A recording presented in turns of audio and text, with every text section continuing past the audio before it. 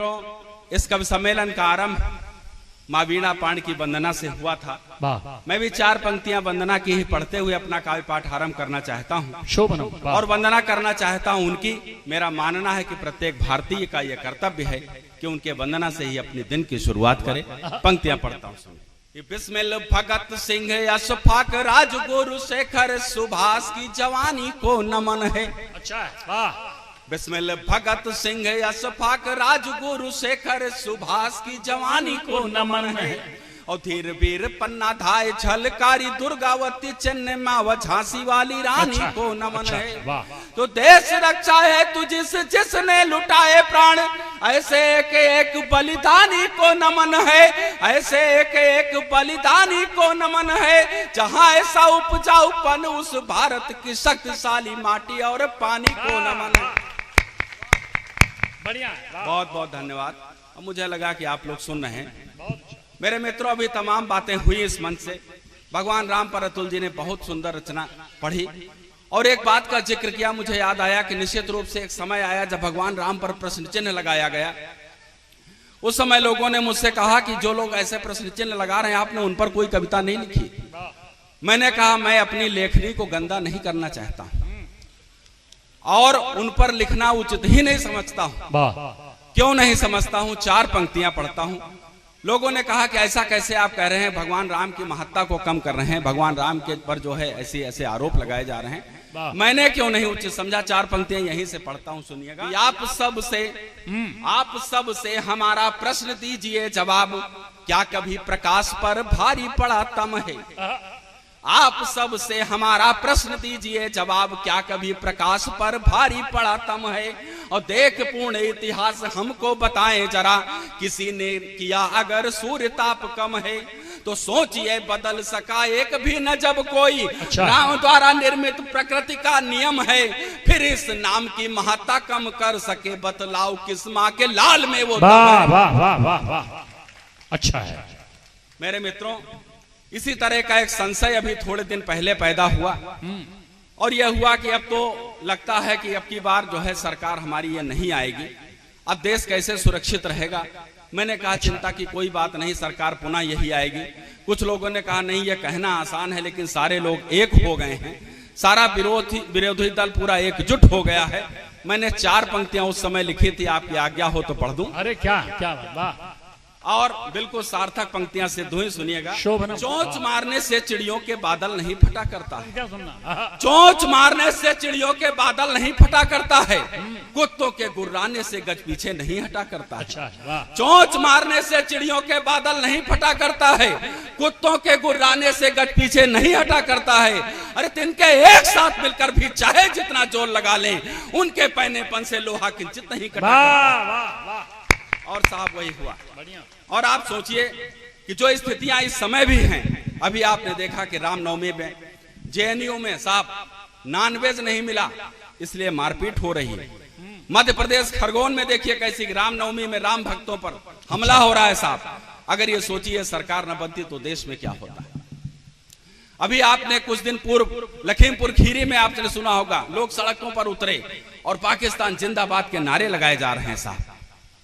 मुझे बड़ा कष्ट हुआ ये स्थितियां देखकर। मुझे कैसा लगा? 4 पंक्तियां पढ़ता हूं, ये लगे कि आपके मन की बात है तो अब तक जो मुट्ठियां बंद है खुल जानी चाहिए।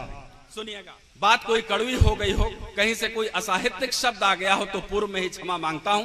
आक्रोश की पंक्तियां आपके समक्ष रखना चाहता हूं, सुनिएगा। स्वार्थ परमार्थ पर हावी होता जा रहा है, भावना संवेदना की छार छार हो गई। कि स्वार्थ परमार्थ पर हावी होता जा रहा है, भावना संवेदना की छार छार हो गई। और प्रेम एकता के स्वप्न देखे थे जो पूर्वजों ने, सपनों की दुनिया ही तार तार हो गई। तो अब्दुल हमीद पैदा होने बंद हो गए हैं, अब्दुल हमीद पैदा होने बंद हो गए हैं। दुष्ट चंगेजों की फौज बेशुमार हो गई और पाक जिंदाबाद वाले नारे सुन लगता है, नमक हरामी की तो हद पार हो गई। वाह वाह वाह वाह वाह, बहुत अच्छा। तब साहब कहना चाहता हूँ, पंक्तियां पढ़ना चाहता हूँ, आप सबको का आह्वान करना चाहता हूँ। पंक्तियां पढ़ता हूँ, सुनिएगा जी। आप सबका आह्वान करना चाहता हूँ 4 पंक्तियों से। अच्छा। ये उठो मित्र मानचित्र, उठो मित्र मानचित्र देश का दुरुस्त कर, निज राष्ट्र ध्वज गाड़ने का वक्त आ गया। उठो मित्र मानचित्र देश का दुरुस्त कर, निज राष्ट्र ध्वज गाड़ने का वक्त आ गया। और जिन जिन पर देश द्रोह का चढ़ा है भूत, सबके ही भूत झाड़ने का वक्त आ गया। तो नमक हरामी की जो हाला पी के झूम रहे, बाजू उनके उखाड़ने का वक्त आ गया। बाजू उनके उखाड़ने का वक्त आ गया।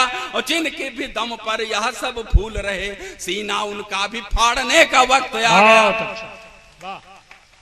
तो वक्त आ गया है, वक्त आ गया है अब आपसी दुराव त्याग देश है तो हृदयों को जोड़ना जरूरी है। वक्त आ गया है अब आपसी दुराव त्याग देश है तो हृदयों को जोड़ना जरूरी है। बहती निरंकुश हवाओं का घमंड थोड़ रुख निज अनुसार मोड़ना जरूरी है। तो जिन आंखों में स्वराष्ट्र प्रेम की झलक न हो, जिन आंखों में स्वराष्ट्र प्रेम की झलक न हो, ऐसे नेत्र अविलंब फोड़ना जरूरी है। षड्यंत्र रच रहे राष्ट्र के विरुद्ध जो भी गर्दनों को उनकी मरोड़ना जरूरी है। एक बार जोर से बोलिए भारत माता की, भारत माता की वंदे वंदे। मेरे मित्रों, एक रचना से आपको जोड़ना चाहता हूँ। शोभना, बहुत अच्छा। मोदी जी को कई बार कहते हुए सुना होगा कि मैं आत्मनिर्भर भारत बनाना चाहता हूँ, एक नए भारत का निर्माण करना चाहता हूँ। इसके लिए वो क्या कर रहे हैं, कैसा भारत बनाना चाहते हैं, क्या करना चाहते हैं। अगर लगे कि मैंने मोदी जी के मन की भी बात कह ली है आपसे, तो अब तक जो मुट्ठियां हैं बंद हैं वो सब खुल जानी चाहिए।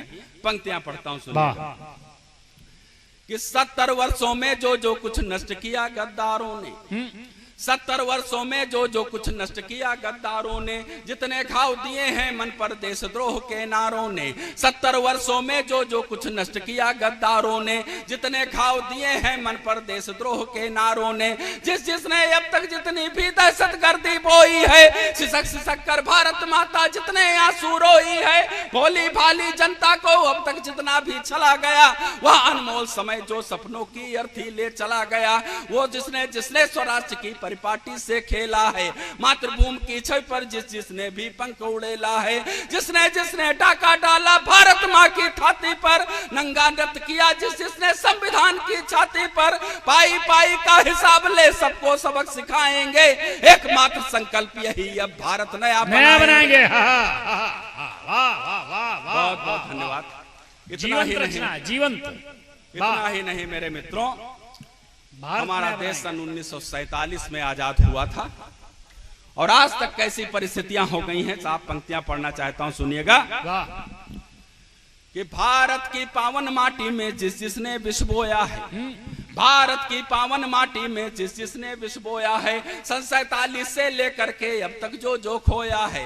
भारत की पावन माटी में जिस जिसने विष बोया है, सन 47 से लेकर के अब तक जो जो खोया है।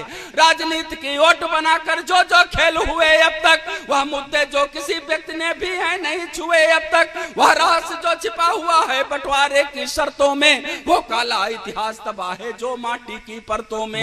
वे स्वराष्ट्र शुभचिंतक जिनको हिंदू कभी नहीं भाए, वे नकली चेहरे जिनको हम अब तक समझ नहीं पाए, वो करतूते जिनके सच को अभी किसी ने नहीं छुआ, भगत सिंह की फांसी का जो भेद अभी तक छिपा हुआ, सभी तथ्य उद्घाटित करके सबको सच दिखलाएंगे। एकमात्र संकल्प यही, अब जीवंत रचना है। वाह वाह वाह। और मेरे मित्रों, वाह, आओ आओ भैया। एक तरह तरह के बयान आते हैं मेरे मित्रों। बहुत अच्छा। कहीं भारत माता को डायन कहा जाता है, तो कहीं पर शहीदों का अपमान किया जाता है। मेरे मित्रों, आज हम आप सुरक्षित अगर अपने अपने घरों में बैठे हुए हैं तो इसलिए क्योंकि सैनिक हमारी सुरक्षा कर रहे हैं सीमा पर। मेरे मित्रों, जब हम अपने अपने घर में कंबलों में, रजाइयों में बैठ करके आनंद ले रहे होते हैं, गहरी नींद में सो रहे होते हैं, उस समय माइनस के तापमान में हमारे सैनिक सुरक्षा कर सही बात।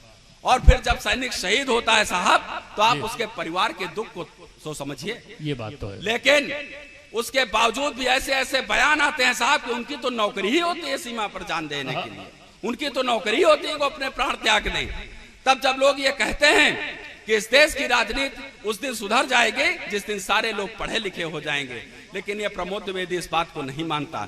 ये राजनीति उस दिन भी नहीं सुधरेगी, ये राजनीति केवल उस दिन सुधरेगी देश की जिस दिन चुनाव लड़ने का ये मानक रख दिया जाएगा कि केवल चुनाव वही व्यक्ति लड़ कर सकता है जिसके घर का कम से कम एक व्यक्ति सेना में अवश्य। वाह वाह वाह वाह, ये बढ़िया है। वाह वाह वाह वाह, ये मानक अच्छा है साहब। शहीद के दर्द का बखान करते हुए कुमार मनोज ने इटावा के 4 पंक्तियां लिखे, मैं उसकी पंक्तियां उधार लेते हुए आपके समक्ष रखना चाहता हूं। सारी की सारी तालियां उसकी झोली में डाल देना। उसने लिखा कि सुख भरपूर गया, मांग का सिंदूर गया, नन्हे नौनिहालों की लंगोटियां चली गई। सुख भरपूर गया, मांग का सिंदूर गया, नन्हे नौनिहालों की लंगोटियां चली गई। बाप की दवाई गई, भाई की पढ़ाई गई, नन्ही नन्ही बेटियों की चोटियां चली गई। ऐसा विस्फोट हुआ जिसका पता न लगा, तन की न जाने कहां बोटियां चली गई।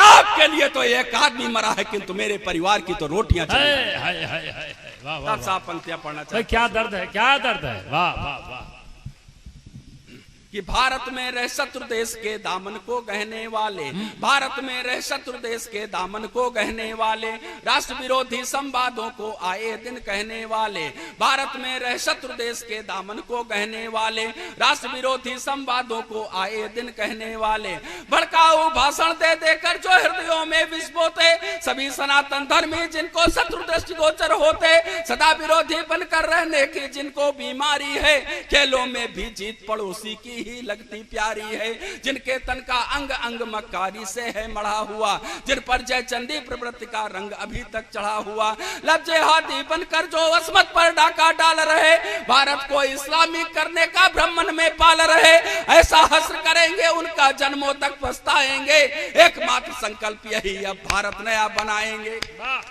और मेरे मित्रों, ये भगवान राम की धरती है, भगवान शंकर की धरती है।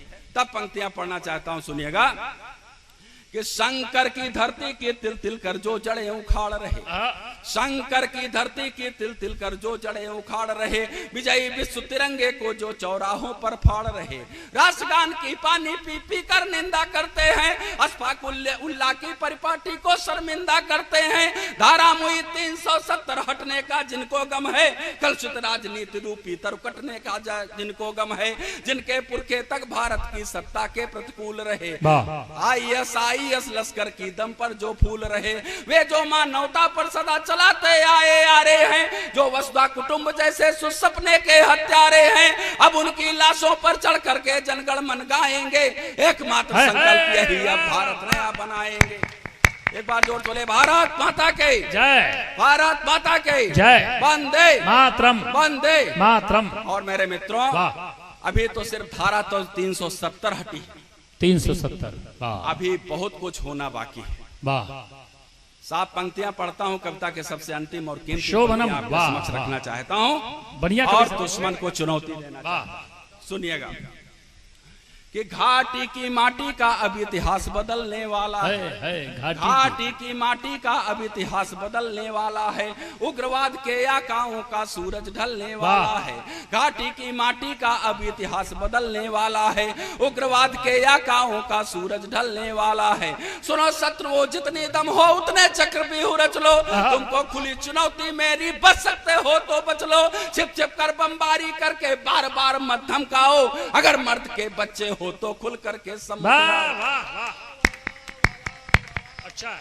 वाह, शोभनम, वाह। एक बार जयकारा लगाए, भारत माता के जय, भारत माता के जय। पंक्तियां पढ़ता हूं, वाह वाह वाह, कि घाटी की माटी का अब इतिहास बदलने वाला है, उग्रवाद के आकाओं का सूरज ढलने वाला है, सुनो शत्रुओं जितनी दम हो उतने चक्रव्यूह रच लो, तुमको खुली चुनौती मेरी, बच सकते हो तो बच लो, छिप छिप कर बमबारी करके बार बार मत धमकाओ, अगर मर्द के बच्चे हो तो खुल करके सम्मुख आओ, जितने बम पाकर तुम धरती पर निज पांव नहीं धरते, जितने बम पाकर तुम धरती पर निज पांव नहीं धरते, उससे ज्यादा बम दीवाली पर हम फोड़ दिया करते, कान खोल सुन अब की तब तक युद्ध विराम नहीं होगा, जब तक कुल समेत तुम सबका काम तमाम नहीं होगा, पीओ के ही नहीं कराची में भी ध्वज फहराएंगे, एकमात्र संकल्प यही है, भारत नया बनाएंगे।